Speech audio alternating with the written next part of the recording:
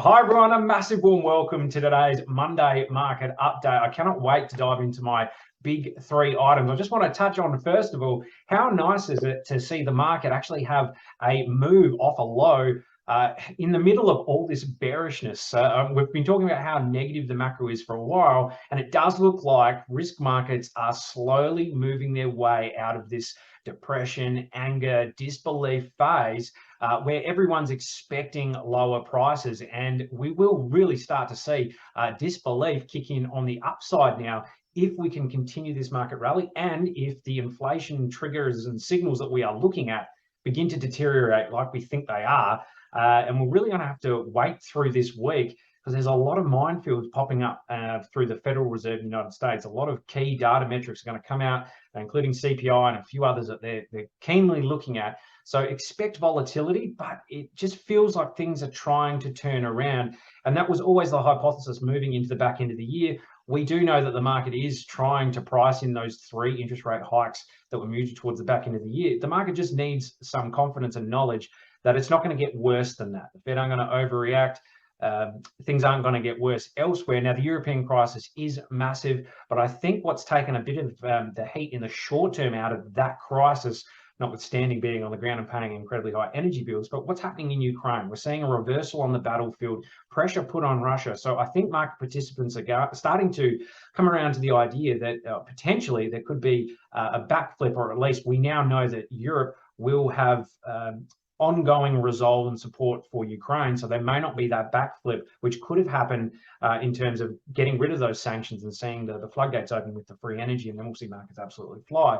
But apart from that, we're going to look at the charts today. And I'm a big believer in, especially in these moments, all macro, all that, we can dive into and do deep analysis, which we do with our advanced clients, but it can be incredibly noisy and you can be overwhelmed and bombarded with all this negativity, and you start thinking, well, why am I even doing this? I'm just going to sit on the sidelines and wait for this to all pass. And by the time that does happen, markets are so forward thinking, it's already moved and you've missed a tremendous opportunity. So that's what I wanted to pass on today before we get into this. I want to crack straight into Bitcoin because it is looking tremendously interesting in terms of what we've seen happening right now versus what we've seen in 2019, the previous bear market. Now, I think I've shown you this chart before and this indicator, but I do want to highlight it again. But first of all, if we just have a look at what Bitcoin is trying to do. Now, let's just say, for example, that 17,500 was the low. We've seen a really nice move up to 2,500. So that's fairly in keeping with previous bottoms where we have capitulation, where we see a myriad of events, high realized losses in the market. We saw the most losses we've ever seen in history during this phase. So I'm pretty comfortable that was the capitulation. Of course, could be wrong. That's just my hypothesis. That's fine. But I think a lot of things really came together. We had prime brokerages break apart. We had, tremendous FUD. Everyone's saying, oh, now it's over again, going to zero, blah, blah, blah. We've heard it many, many times in previous markets. Had the rally 25,000, and now we've had this pullback almost just to shake those short-term FOMO traders out of the market that thought, okay, well, we're breaking up here. Now we're going to go back to the 200 daily moving average, also the 200 weekly, didn't quite crack to the daily, didn't quite show us the trend reversal we wanted to see. But if you're looking in previous cycles, this is exactly what we've seen. So, and also in here as well, you have to take into account, we had the European energy crisis start to crack as well. So a lot of things putting this all together, but it seems a lot of the leverage in this market has been completely gone, or at least wiped out for the short term. So all of that is really good. And, unless something major happens in the macro, it will be hard to see us crack to new lows. It's absolutely possible, of course, but right now it does seem, the risk is now to the upside in terms of risk reward. That's what I'm saying regardless. But we see here capitulation low. Let's call this a liquidity zone with a lot of buyers laying in wait all the way down to 12,000. We know how many people are keen on Twitter and Facebook to catch, the perfect low that everyone wants to catch. The low, whenever we see a low in these markets, no matter what, when you get there, everyone says they're going to buy it. And then when it gets there, everyone says, well, I'm going to buy, half from here now because the market's clearly weak. It's going lower. Markets are too smart for that. It always leaves a lot of people on the sidelines and then bidding as it goes higher, which creates that disbelief. So that's a liquidity low. We had now a secondary bounce, which is a higher low over here. We've had 1, 2, and then a deeper retracement into this level. Now, if we bring up the Fibonacci retracement here, That came down to the 0.786, dipped a little lower, which is great, but climbed back above it. We've had a tremendously strong move now through the 21, and now we're climbing through, and we're really about to challenge that 200 weekly moving average and the realized price level. You can look into our previous videos what we mean by that, but essentially that's the 200 week moving average on the weekly chart, and also the realized price. So the average cost basis of Bitcoin investors is around about that level. So as prices below it, we're generally seeing a point of maximum financial opportunity where a lot of those investors are now underwater, and historically that has been a great time to buy. Well, we're moving through these levels, so that's fantastic. And if we challenge that 200 week, get back on top of it, it will give this market a tremendous amount of confidence and good legs.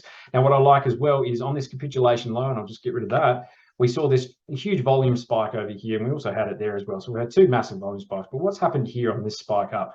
A big green buy candle, and it's the highest we've seen since, all the way back here we're moving through. So that is a really good sign there that likely we do see continuation. I'm still a bit unsure whether this is completely done and we're moving towards the higher 20,000s. We will see. But what I wanted to bring you back to is what happened in 2019. So if we're thinking about what's happening now versus 2019, say we had the capitulation low, we had the run to say 4,200, which for me is that 25,000 move up. Now let's draw the Fibonacci retracement from the low to the high, and what happened here exactly the same. So we had the run up, a bit of FOMO kicking in, thinking, okay, well that's a low, we're going to just V-shape out of it. Exactly like what's happening now. And then we had this grind downwards to really confirm the low, and it came back to the 0.786 before we really zoomed out. So as you can see here, as we moved through, we saw a lot of green candles coming through, but they weren't extreme.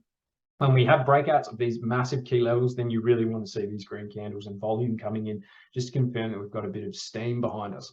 All right, so for me, that's a really good sign, and potentially that we are seeing that bottom form, which is really, really nice. So nice and confident with where we are with the Fed tightening cycle as well towards the back end of the year.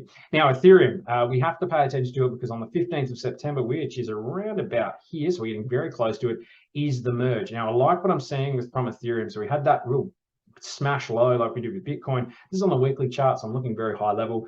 We're looking on the RSI. It looks like we've had a really nice breach of momentum. So you see the trend has broken. Whether we come back down and test it, sure. But to me, this is a really good starting point for a higher move. Also, we've got the low, we've got a higher high, also a few higher lows in here as well. But more importantly, the macro higher low is there. So we've got the low there, higher low, and it really looks like we're coming up here for the merge to really test these volume areas.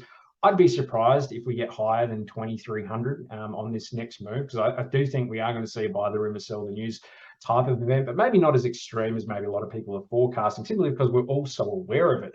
I think that really gets priced into the market as well. So you can almost second guess yourself, but just be aware of that. Huge volume areas above. So a lot of sellers are going to re-engage you. A lot of traders are going to short the hell out of this when it gets into these areas, which creates that sell pressure. So I'd actually love to see that. I'd love to see Ethereum touch these levels and then get sold off, but creating a higher high and then a higher low up here. So something like this here, where we just grind our way out, and Ethereum then can start to look at I don't think we see massive new highs in the short term. It'd be pretty incredible if we did, but you just got to be very objective. We're still in that bear market. Bitcoin hasn't broken out, all that. So keep that fully in perspective. Now, Bitcoin dominance is a great chart. If you're not aware of it, it shows the dominance of the overall capital within the market. Where is it sitting? Is it sitting in Bitcoin or is it sitting in altcoins? And that dominance tends to shift wherever we are in a market cycle. So it can be very useful to look at. And case in point over here, when Bitcoin dominance crashed to 35%, that was, so Bitcoin had 35% of the overall market share of capital. That was in the 2017-18 altcoin mania. So everyone was selling their Bitcoin, moving to altcoins, speculating on all the ICOs and making a hell of a lot of money, but also losing a hell of a lot of money, didn't know how to handle that. And then we had the, I guess, the ensuing bear market where all the capital fled out of altcoins and back into Bitcoin stablecoins and then being sold off where they needed to be and whatnot. And it's a liquidity trap. You can get stuck in these high risk investments and then having really no way to get out of it apart from going back into Bitcoin. So that's what we saw.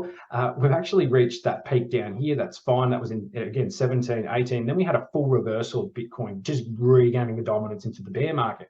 Now, what's happened over here, 2021, we couldn't quite get into the same zone, which is very interesting. So 2021 had this really nice phase. Altcoins are just careering away. Bitcoin was making 69,000 new all-time highs, but didn't quite have that retail blow off top that we thought. If it did, I am hypothesizing that then once Bitcoin made say 100,000, 90,000, we'd have seen a lot of that profit and capital moved into altcoins. Then we may have seen that, you know, secondary pump all the way down here.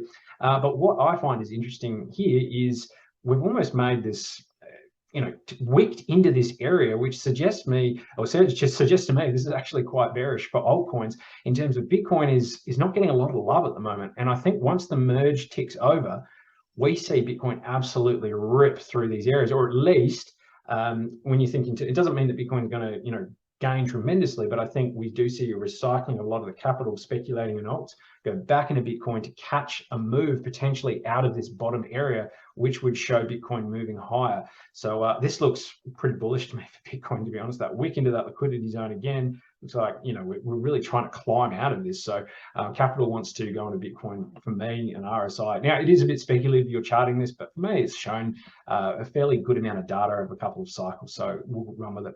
All right, guys, have a tremendous day. Oh, I also need to just suggest as well, we just go new share. I want to just bring your attention. So if you're an existing client, if you're a VLP client, and you're thinking, how do I take things to the next level? How am I, you know, I want to make money in these bear market downturns in the shorter term time frame, but just not sure how to go about it. You know, the short term trading, there's a lot of nuance with it, and you need to know what you're doing. If you want to take things to the next level, I just want to show you what we're doing in our mastermind level on the Discord. So Steve, our technical analysis, he is posting some absolute fantastic alpha, some short-term plays that he's doing. And the last one was hyper successful, made 100% to anyone involved in it. I won't show you the latest one, but there's a lot of people gearing up for that one. So we have alpha constantly being produced into the group. You're welcome to look at it. It's not financial advice. It's showing you what we're actually doing in some of our trades, and you're welcome to learn from it, educate yourself from it, ask questions about it. If you're comfortable, then you can apply it to other charts, or also, you know, this play as well if you want. But yeah, we find this tremendously educational for it, especially with all the masterminds that have just moved from the VIP. I think they're getting a lot of value for it. So if you're still in the graduates group or VIP group looking to, you know, you want to take things to that next level, you're not sure what you might see at the mastermind level, well, this is one of those value adds that we're really conscious of providing for you. And also, if we just pivot over to what we're providing in terms of the macro as well, and we're constantly updating with what's happening around the world. I mean, we're looking seriously at what's happening in Ukraine and Russia and what the implications are, the knock-on effects, constant posts about the Fed and where we're going from there. So if you're interested in that, contact the team. We'll post the link below and we move from there. If you're not a client, these are the types of advanced offerings that we do provide once you're through the system. If you're just looking to get into crypto, there's no better place than our masterclass course. So I'll leave it there, guys. Have a wonderful day.